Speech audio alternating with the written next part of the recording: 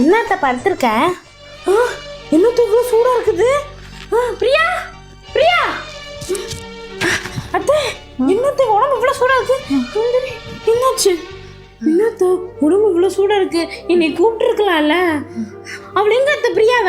எங்கேயோ போயிருக்காடி, எங்க போனான்னு தெரியல. என்னத்த மெதுவா எந்திரத்த, மெதுவா மெதுவா பார்த்து மெதுவா. உங்களுக்கு ஒண்ணுன்னா என்னால தாங்கிக்க முடியுமா அத்தை? வாங்கத்த ஒரு மெதுவா. என் அண்ணன் பொண்ணு நீ, என் மேல எவ்வளோ பாசமா இருக்க.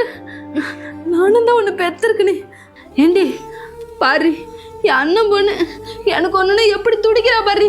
நீ என்ன இருக்கே 2 தட்டு சோற தின்னு போட்டு நல்லா போயிட்டு என்ன பண்ணு.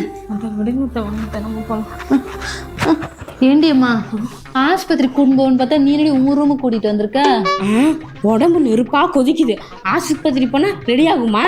இதே நான் சொல்ற ஐடியாவை நீங்க ஃபாலோ பண்ணீங்கன்னா 100 டிகிரி என்ன 1000 டிகிரி ஃபீவர் வந்தா கூட சும்மா டக்கு டக்குன்னு சரியாகும். அப்படியா?